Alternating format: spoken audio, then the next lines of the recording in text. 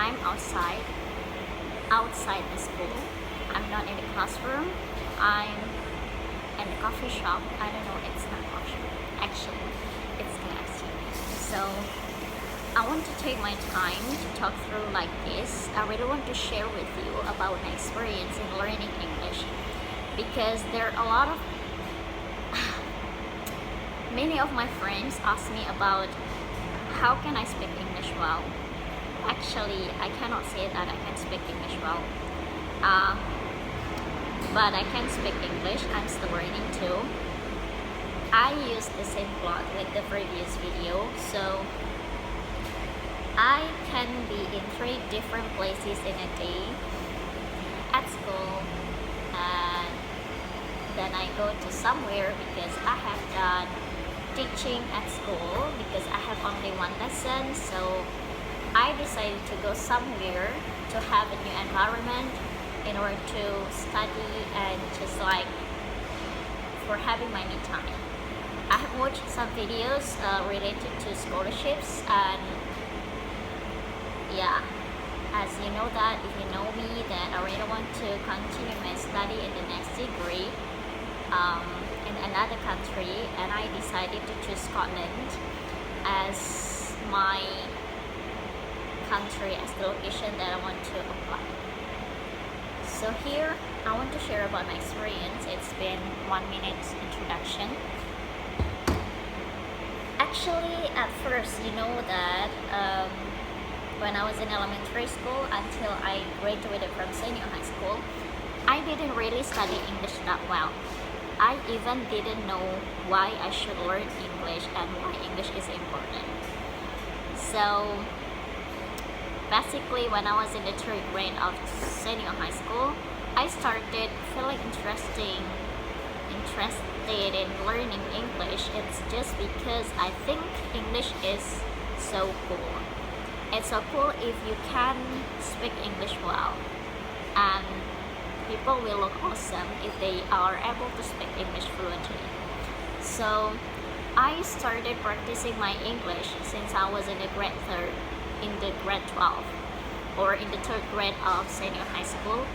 Just repeated the same sentences actually. For example, like open the door, close the door, what do you mean, what do you say, I don't know what, just the same sentences, until my friends just make a joke for me, saying like, you just say the same sentences at all times. And I was like, okay, those are the sentences that I know, so yeah, just let me practice my English. So until just before we graduate from senior high school, we should choose the majors. We should choose our university where we want to continue our study. So actually, I was in the science class, and I was not good at science too. I hate science, mathematics, biology, semi, or something like that. So I think I didn't know where to go. I didn't know where to study and what major that I want to apply. But the only thing that I know is that maybe I can choose language. So I chose Indonesian and English as my selected majors. But I was not chosen as the student in University of Medan. Then I tried to take a test for entering the university, or we call that as SBMPTN, but I didn't pass too.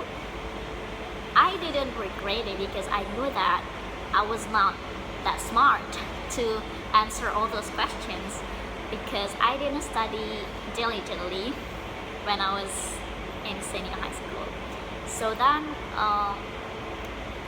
State Islam University of North Sumatra was still open at that time. Then I took the test to enter the university, and luckily, alhamdulillah, I was selected as the student there.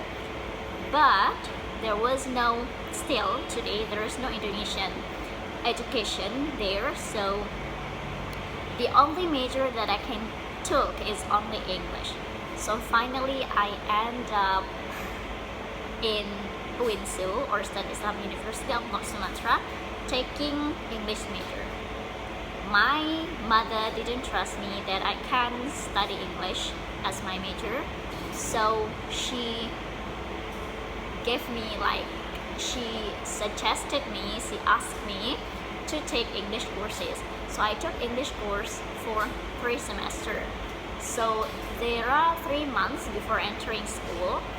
So at that time I was in the primary 3, you know, the class of primary 3 taking English course. I was in the same class with my cousins, in which at that time my cousins were still in senior high school and I had graduated from senior high school. Can you imagine? I was the oldest student in the class and I was very afraid if the tutor asked me what grade I was. I was so afraid about that because I would be so shy and it's so embarrassing. It was so embarrassing that I've been that old. Then I just studied with senior and junior high school students at the time. So I realized that I knew that my cousins are smarter than me in English because they have, especially the other cousins, she had taken English courses since she was in elementary school, so that she knew more than what I knew at that time. So I was so motivated when I knew that, oh my god, I was nothing, I didn't know about anything, but why I took English major as my focus of study in the university. I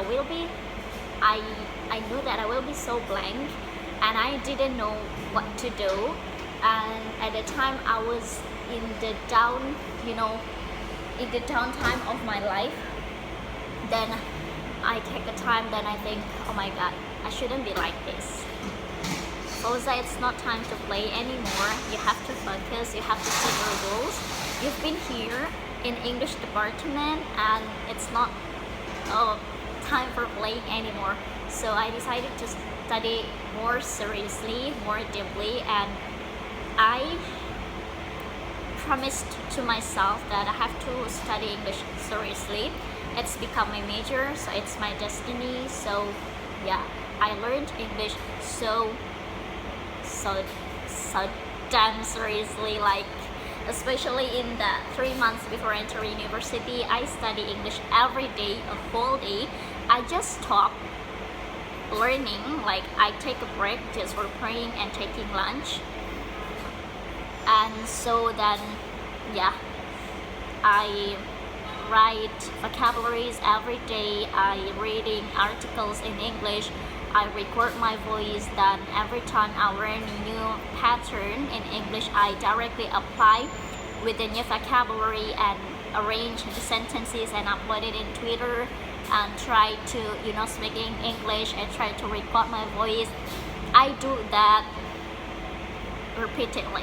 So learning a language is all about practice and repetition. It needs really consistency and consistently, and it's like you cannot learn English just in a month or just in a week and intensively. No, you cannot do that. I learned English especially in those 3 months where I really learned what tense is, why I should auxiliary verb, what is verb, and what is word, and how I can arrange the sentence. I learned English very intensively and extensively. Intensively means that you really learn the details. You know why you should arrange the sentence like this. What is the nominal? What is the verbal? You have to know about that. If people say that we can't just speak English without the grammar, no, I can say that.